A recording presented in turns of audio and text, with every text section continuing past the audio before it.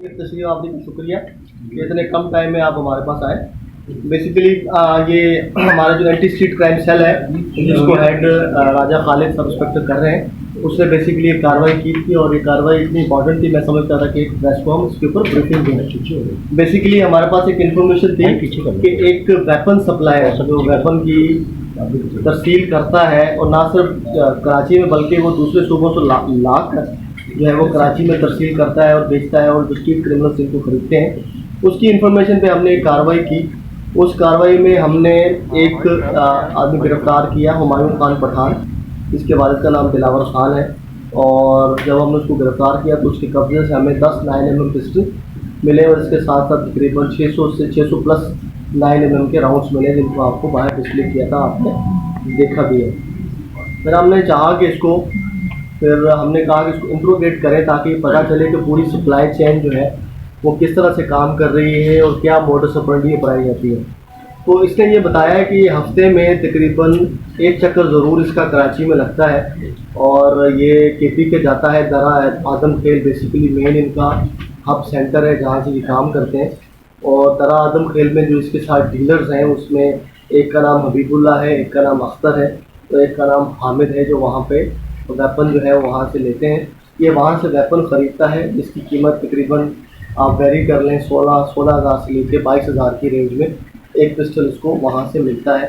और वहाँ से लाता है। और जो मोड ऑफ ट्रांसपोर्ट, ये कहता है कि एक हफ्ते में ये बार बार आता है, जो मोड ऑफ ट्रांसपोर्ट है वो जो लोकल पब्लिक ट्रांसपोर्ट है उसको यूज़ करता है। उसको बेसिकली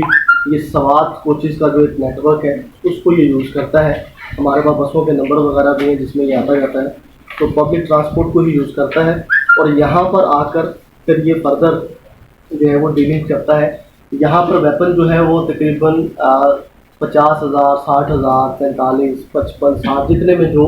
पार्टी लग जाए उसको ये बेचता है। बेसिकली जो इसके पास नंबर्स हमें कुछ मिले हैं जिनके साथ ये कराची में उनके साथ कनेक्शन में है, जिनको बेसिकली ये वेपन बेचता है और उनके साथ मोबाइल पे ही डील होती है और उसके बाद फिर एक जगह का सेटल हो जाता है और वहाँ पर जाकर के उनको सप्लाई कर देता है। और रेट जो मैंने करीब बताया 45,000 से लेकर 70,000 तक इसका रेट जाता है इंक्लूडिंग एमुनेशन, ठीक है। और मेन तहसील का आप मैंने बताया कि केपी के है और तकरीबन ये लड़का जो हुमायूं है ये तकरीबन पिछले 2 साल से ये काम कर रहा है और तकरीबन ये बताता है कि हफ्ते से 10 दिन के अंदर एक चक्कर इसका ज़रूर कराची और केपी के में फ्रिक्वेंटली लगता है। और इसके ऊपर फर्दर हमारी जो कार्रवाई है वो ये चल रही है कि हमने जो यहाँ के डीलर्स हैं जिनके नंबर हमें मिले हैं, अब उस नेटवर्क के ऊपर काम करेंगे जो आगे यहाँ कराची में फर्दर, क्योंकि हमारी इन्फॉर्मेशन ये है कि यही वेपन फिर स्ट्रीट क्रिमिनल्स को जो कराची में ऑपरेट करते हैं हमारे इलाके में या बाकी डिस्ट्रिक्ट्स में, उनको ये वेपन सप्लाई का एक मेन जो था वो सप्लायर था और इसका फिर आगे नेटवर्क है। अभी उस नेटवर्क पे काम करेंगे और इंशाल्लाह जो हमारे पास नंबर आए हैं कोशिश करेंगे कि वो पूरा गैंग का गैंग हम बस कर सकें। इसके साथ साथ जो ये हमें वेपन मिले हैं और ये जो है एक्यूज़ जो हमने पकड़ा है इसको हम सीटीडी को भी इसमें हम ज़रूर बताएंगे, क्योंकि सीटीडी जितने भी वेपन्स आजकल रिकवर हो रहे हैं उनकी फोरेंसिक जो है वो सीटीडी कर रहा है, उसका एक डेटाबेस बनाया जा रहा है। तो मैं समझता हूँ कि ये वेपन भी उस डेटाबेस में जाने ज़रूरी है और सीटीडी भी अगर हमारे साथ मिलकर काम करेगी और हम भी सीटीडी के साथ मिलकर काम करेंगे तो मैं समझता हूँ कि बड़ा नेटवर्क हम पकड़ने में बड़ी आसानी हो जाएगी।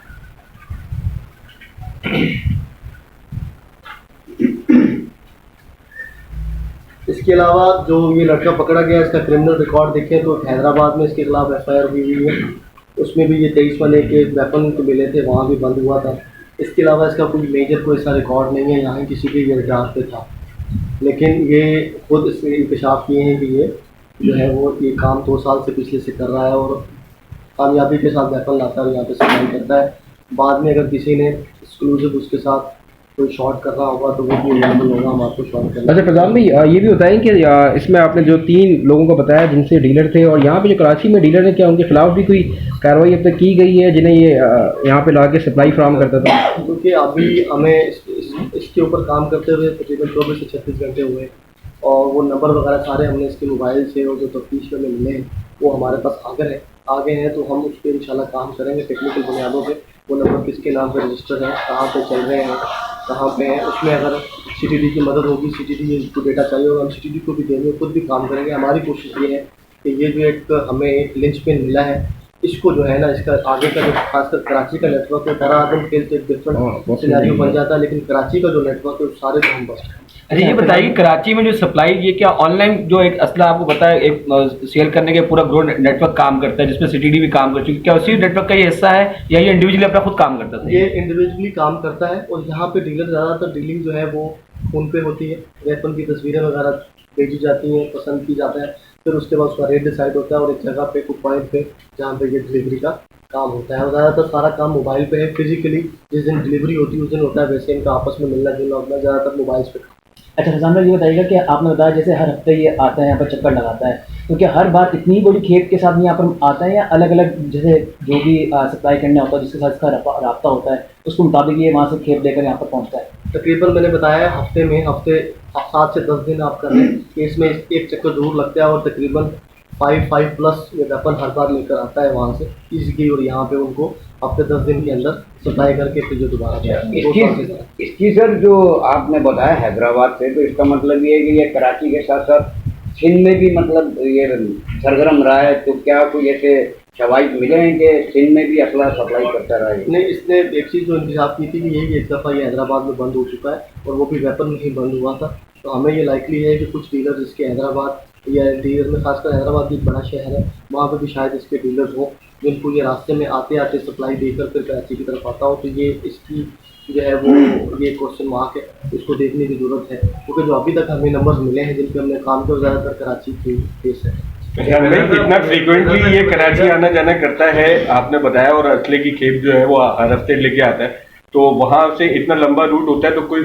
चेक पोस्ट पर रोका नहीं जाता, तलाशी नहीं होती, या वहाँ की चेक पोस्टें और इदारे भी मिले हुए इन लोगों के साथ? क्या नहीं, ये तो मैं नहीं कहूँगा कि इदारे मिले हुए हैं, लेकिन देखिए पब्लिक ट्रांसपोर्ट का जो हमारा सिस्टम पूरे पाकिस्तान में चलता है, KPK से बसें आती हैं या पंजाब से आती हैं और उनके अंदर सामान होता है, सामान ज़्यादातर जो है उसको हमारे पास जो जितने भी टर्मिनल्स हैं या चेक पोस्ट हैं उन पर इस तरह का मैकेनिज्म नहीं है कि एक एक बैग को खोल के चेक किया जाए कि उसके अंदर क्या है, तो वो एक हमारे लिए अलमिया है कि इसको देखने की ज़रूरत है। और इसी तरह आपको पता है ड्रग्स जो है वो भी इस तरह ही है, वो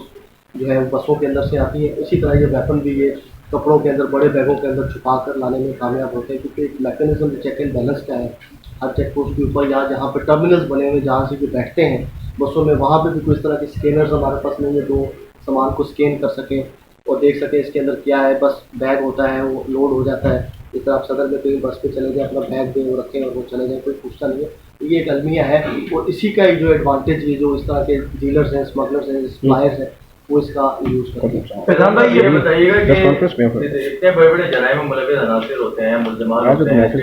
जैसे ये कि पहले भी जज जा चुका है, और तो इस ऐसे अनासिर पर इसकी सरपरस्ती क्या होती है कि दोबारा बाहर आ जाते हैं, और उसके अलावा अगर ये बाहर आ भी जाते हैं तो पुलिस इनके ऊपर नजर क्यों करती कि ये इस तरह के दोबारा से जराइम में मुलविस ना हो सके या इनको फौरी तौर पर गिरफ्त में लिया जा सके? बेसिकली जो कराची बेस्ड जो क्रिमिनल्स होते हैं, जिस तरह आप नारकोटिक्स डीलर्स की बात कर लें या आप स्ट्रीट क्रिमिनल्स की बात करें, जो कराची बेस्ड होते हैं जब वो बेल पे आते हैं या वो रिलीज होते हैं तो उन पर हमारी ज़रूर नज़र होती है, क्योंकि उनका डेटा हमारे पास होता है। लेकिन जो इस तरह के मुलजिम होते हैं जो फ्रिक्वेंटली पंजाब KPK जिनका आना जाना लगा रहता है, तो वो हमारे रडार से उस तरह जिस तरह से कराची बेस के रहते हैं ये उस तरह से नहीं रहते, क्योंकि इनका फिर आना जाना लगा रहता है, तो वो थोड़ा सा एक मैं कह लूँ वीक पॉइंट है, आप बिल्कुल ठीक कह रहे हैं, लेकिन इनके ऊपर नज़र रखने की जरूरत। जहाँ तक बात रही कि इनकी बेल हो जाती है, जल्दी निकल जाते हैं, तो थोड़ा सा इन्वेस्टिगेशन को बेहतर करने की ज़रूरत है कि केसेस अच्छे बने, और जो है वो जो बेल, खासकर जो बेल वाली बात है, जो लोग इनके पीछे आते हैं इनकी गारंटी देकर बेल लेते हैं, उनके भी अगर काम किया जाए तो इस तरह के क्रिमिनल्स की जो बेल लोग करवाते हैं, जो ग्रुप चाहे छोटा सा, उनके ऊपर अगर काम हो, उनके ऊपर भी FIR हो, तो फिर जो लोग जो उनके पीछे आते हैं जब वो कम आना शुरू हो जाएंगे तो बेल भी जो है उसको भी तरीके से। अच्छा फैजान भाई ये बताइएगा कि ये 30 बोल और 9mm पिस्तौल किस रेट में आप शहरियों को फरोख्त कर रहे थे और गोलियों को क्या रेट थे? इसमें बेसिकली जो इसने बताया है ये वहाँ से 16,000 से लेके 22,000 की रेंज में दरादम से पिस्तौल खरीदता था, ट्रांसपोर्ट करता था, और यहाँ पे जो इसने एवरेज रेट बताया एमुनेशन के साथ वो 45,000 से लेके 70,000 तक की मैक्सिमम इसने पिस्तौल बेचे हैं। वो डिपेंड करता है कि पिस्तौल कौन सा, उसकी क्वालिटी क्या है, और आगे वाली जो पार्टी है वो कितने मांग रही है, तो तकरीबन 45 तक की कहीं 70 तक की इसने बेचे हैं, तो मैक्सिमम रेट है। अच्छा प्रधान साहब ये बताइएगा कि वैसे हमने तो ये सुना है कि स्मगलिंग की लाइन बहुत बंद है और असास इदारे भी पर काम कर रहे हैं, तमाम एजेंसी पुलिस सब है, तो अब आप जाहिर सी बात है स्पॉन्सर पकड़ा गया है जो हर हफ्ते चक्कर लगाने वाला, तो अब इसके बाद आप लोगों ने क्या प्लान किया? क्योंकि जाहिर सी बात है एलटीसी पॉइंट तो आपके पास ही है, आपके पास है। इसके ऊपर जो हमारी अभी प्लानिंग है, देखिए ये इस बलूचिस्तान की तरफ से नहीं आ रहा, ये खेती कहते हैं, ठीक है। और हमारी प्लानिंग सबसे बड़ी जो अभी हमारा नेक्स्ट एफएसएस है वो यही है कि जो इसका नेटवर्क जो यहाँ पे